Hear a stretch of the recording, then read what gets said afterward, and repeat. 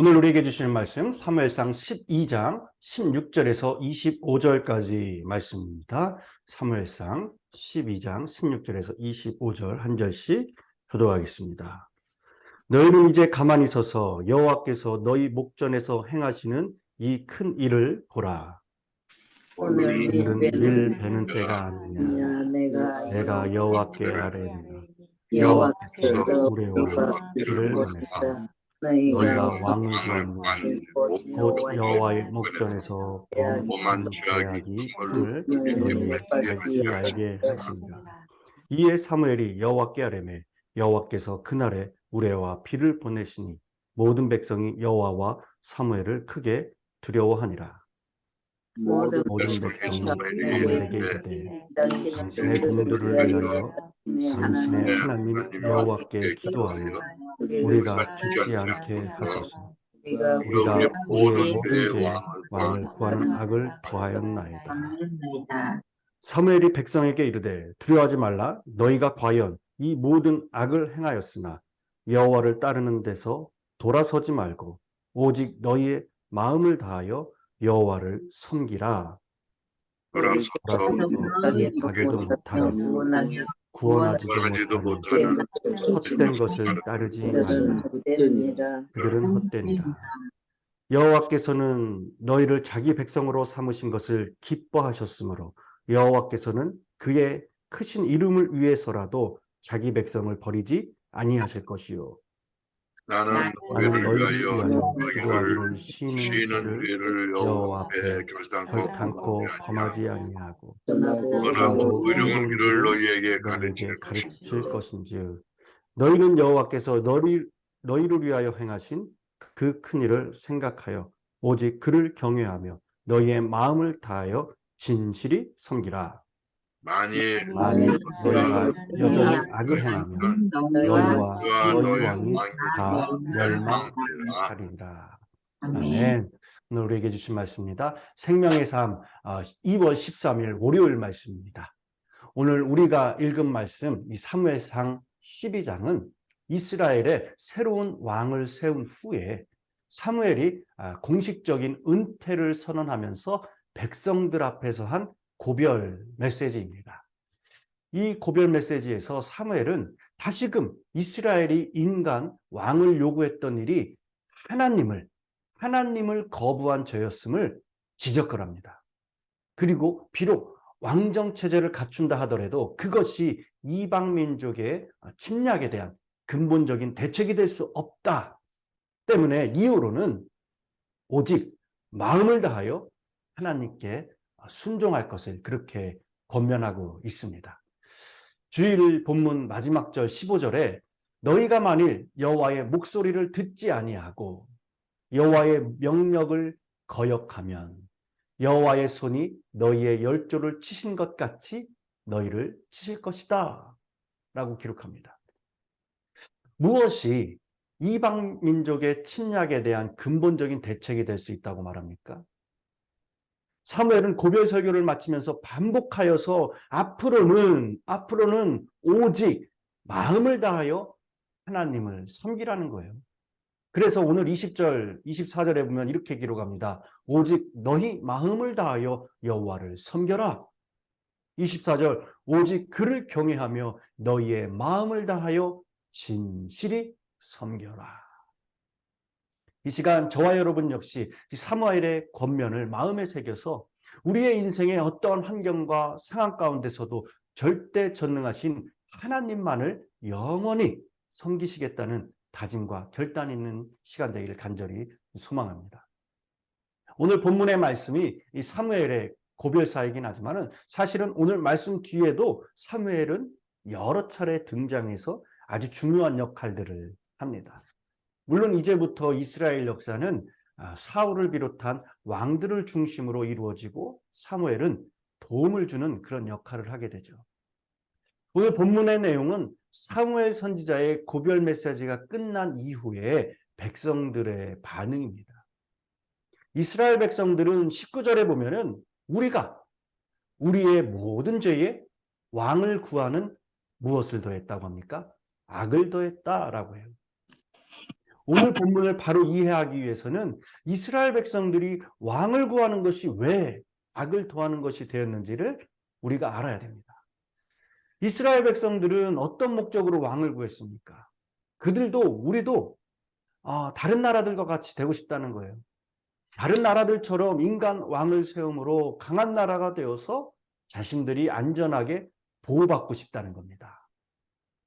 다른 나라의 침략에 자주 시달렸던 이스라엘 백성들이 보호받고 싶은 마음에 왕을 요구하는 것 이해가 되지 않는 것은 아니에요. 그러나 하나님은 왕을 구하는 이스라엘 백성들의 속마음까지 꿰뚫어 보셨죠. 그래서 지난 8장 8절에 보면 이렇게 기록합니다. 그들의 속마음을 내가 그들을 애굽에서 인도하여 낸 발부터 오늘까지 그들이 모든 행사로 나를 버리고 다른 신들을 섬김같이 내게도 그리했다라고 합니다. 하나님은 이스라엘 백성들이 왕을 구하는 문제를 광야에서 금송아지를 만드는 것과 동일시하고 있다는 거예요. 이스라엘 백성들이 왕을 구하는 것과 금송아지를 만드는 것이 어떻게 동일한 문제가 되고 있습니까? 애굽에서 나온 이스라엘 백성들이 광야에서 하나님은 보이지 않으므로 금송아지를 만들어서 자신들을 인도해 달라고 했어요. 가나안에서 이스라엘 백성들도 하나님은 보이지 않으므로 왕을 세워서 자신들을 인도해 달라는 겁니다. 광야에서 만들었던 금송아지가 왕위로 바뀌었을 뿐 자신들을 인도해 달라는 목적은 동일한 거예요. 이스라엘 백성들이 겉은 달라진 것처럼 보이지만은 속은 전혀 변화되지 않았습니다. 그래서 왕을 구한 것이 악을 더하게 됐다라는 것입니다. 여러분, 진정한 믿음은 우리들이 교회를 다니는 또는 종교 활동을 하는 그런 겉모습만 달라지는 것이 아니라 속모습이 변화되어야 진짜가 되는 줄 믿습니다. 사무엘 선지자는 겉모습만 달라지고 속모습이 그대로인 사람은 언제든지 돌아설 수 있다고 이야기하고 있습니다. 그러므로 사무엘 선지자는 돌아서지 말라는 것을 오늘 반복적으로 말하면서 오직 그를 경외하며 마음을 다하여 하나님만을 진실하게 섬겨라 외치며 강조하고 있는 것입니다. 여러분, 속모습이 변화되지 못하고 돌아서는 사람들의 특징이 무엇입니까? 21절에 보면 그들은 유익하게 하는 것만을 따른다는 거예요. 여기서 유익하게 하는 것은 경제적인 이득을 의미하고 있습니다. 그러므로 이스라엘 백성들이 광야에서 금송아지를 만들어서 인도해 달라는 것도 물질의 세상의 복과 맞물려 있는 것이고, 가나안에서 왕을 세워 달라는 것도 물질의 복을 얻고 싶은 그런 세상의 욕심, 욕망, 나의 어떠한 이기적인 마음과 같은 것입니다. 그래서 사무엘은 유익하게도 못하며 구원하지도 못한다. 즉 세상의 복, 물질의 복이 우리를 구원하지 못한다. 21절에 기록을 하고 있습니다. 우리가 아무리 많은 물질의 복을 소유해도 자신의 생명을, 내 영혼을 구원할 수는 없습니다. 여러분, 우리들이 아직도 소유의 복만 구하고 있다면 속사람이 변화된 것이 아니에요. 우리의 속사람이 변화되었다면 먼저 존재의 복을 구해야 될 줄 믿습니다. 그러므로 사무엘은 22절에 또 보면은 여호와께서 너희를 자기 백성으로 삼으신 것을 어떻게 하셨다고 합니까? 기뻐하셨다. 이렇듯 우리가 소유의 복을 받은 것보다 하나님의 자녀가 되어 구원받아서 이 사실, 하나님의 자녀가 된 존재를 더 기뻐해야 된다는 거예요. 지금의 세상이 타락해가는 이유, 소유의 복에 집착하기 때문에 그렇습니다. 하나님과 성도의 관계는 이 소유의 복이 아니라 존재의 복으로 만나야 하는 거예요. 성도가 하나님과 존재의 복으로 만나면은 22절에 보면은 여호와께서는 그의 크신 이름을 위해서라도 자기 백성을 버리시지 아니하시겠다라고 하죠. 하나님은 많이 소유한 사람이 아니라 자기 백성을 버리지 않는다고 하는 거예요. 우리 성도는 소유의 복 때문이 아니라 하나님과 존재의 복 때문에 믿음 생활을 하실 수 있기를 간절히 소망합니다.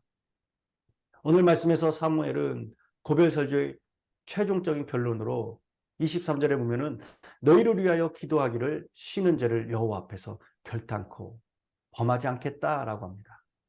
이 의무는 24시간 동안 아무 일도 하지 않고 기도만 하는 것을 말하는 것이 아니죠. 기도하기를 쉬지 않는다는 것은 어떤 의미입니까?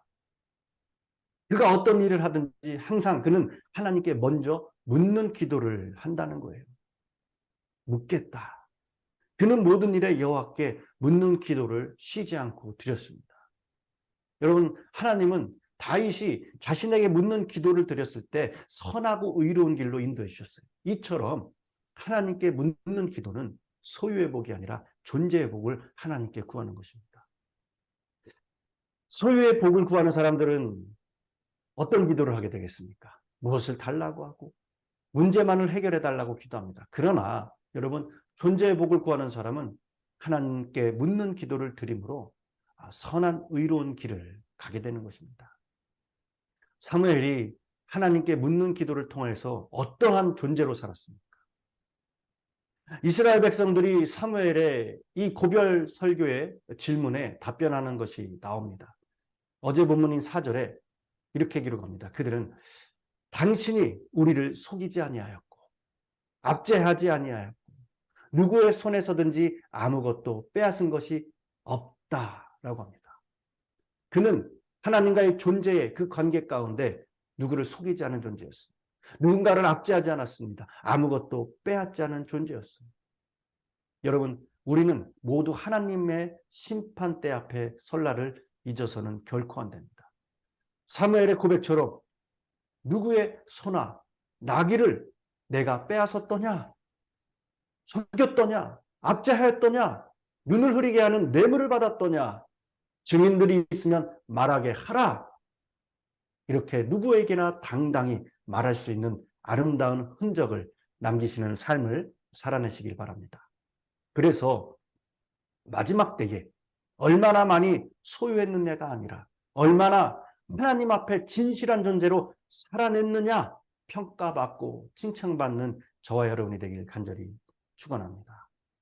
오늘 본문의 핵심은 비록 이스라엘이 왕정체제의 방식으로 바뀐다 할지라도 이방 민족의 침략에 대한 근본적인 대책이 될 수 없기에 오직 마음을 다하여 하나님을 섬기라는 거예요. 여러분, 오늘 말씀에서 우상은 그것을 섬기는 자들을 유익하게 만들어주지 못하고 구원하지도 못하고 아무런 도움도 주지 못하는 헛된 것임을 가르쳐 주었습니다.